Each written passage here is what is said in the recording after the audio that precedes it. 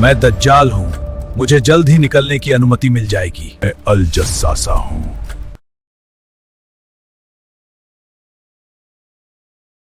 इस्लामी इतिहास में बयान है कि सहाबी तमीम इब्न औस अल दारी रजी अल्लाहु अन्हु और बनी लख्म व बनी जुधम के 30 मुसलमान एक पुरानी लकड़ी की नाव पर सवार थे।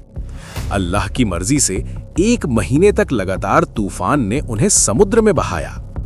लहरें आसमान छू रही थीं, रात के अंधेरे में बिजली चमक रही थी और नाव डूबने की कगार पर थी। सब अल्लाह की पनाह मांग रहे थे। या अल्लाह, हमारी मदद फरमा। ये तूफान हमें कहां ले जा रहा है? नाव नहीं टिक रही, हम डूब जाएंगे। अल्लाह हम पर रहम फरमा। अल्लाह की रहमत से तूफान थमा तो सूर्यास्त के वक्त सहाबी तमीम इब्ने औस अल दारी रदियल्लाहु अन्हु और उनके साथी एक अज्ञात द्वीप के पास पहुंच गए। थके हारे सहाबी छोटी नाव में उतरे और चट्टानी किनारे पर कदम रखा। चारों ओर घना जंगल और धुंध भरे पहाड़ थे। सब अल्लाह का शुक्र अदा कर रहे थे कि वे जिंदा बच गए। अल्हम्दुलिल्लाह, हम जिंदा बच गए। लेकिन ये कौन सी जगह है या अल्लाह? सावधान रहो भाइयों, यह द्वीप बहुत रहस्यमय लग रहा है। अल्लाह हमारी हिफाजत फरमाए। अचानक उनके सामने एक भयानक जानवर प्रकट हुआ जिसका नाम अल जस्सासा था। उसके पूरे शरीर पर इतने घने बाल थे कि चेहरा और पीठ का फर्क नहीं समझ आ रहा था।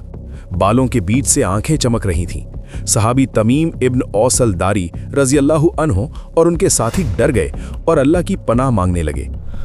वाइलक, तुम कौन हो? मैं अल जस्सासा हूँ। अल जस्सासा क्या है? ऐ लोगों, इस मठ में रहने वाले व्यक्ति के पास जाओ, वह तुम्हारे बारे में बहुत जानना चाहता है। डरते सहते सहाबी तमीम इब्न औस अल दारी रदियल्लाहु अन्हु और उनके साथी मठ के अंदर गए।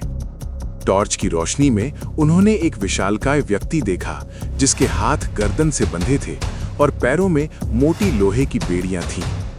वो इतना ताकतवर और डरावना था कि दिल दहल गया। बैसान के खजूर के पेड़ों के बारे में बताओ, क्या वे फल देते हैं? मुझे लगता है कि वे जल्द ही फल नहीं देंगे।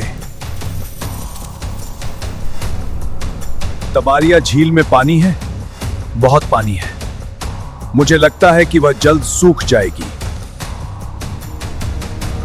जुगर के झरने के बारे में बताओ, पानी है और सिंचाई होती है? हाँ, पानी प्रचुर है और लोग सिंचाई करते हैं। दज्जाल ने एक एक करके सवाल पूछे। सहाबी तमीम इब्ने औस अल दारी रदियल्लाहु अन्हु जवाब देते रहे। हर जवाब सुनकर दज्जाल अपनी टिप्पणी करता।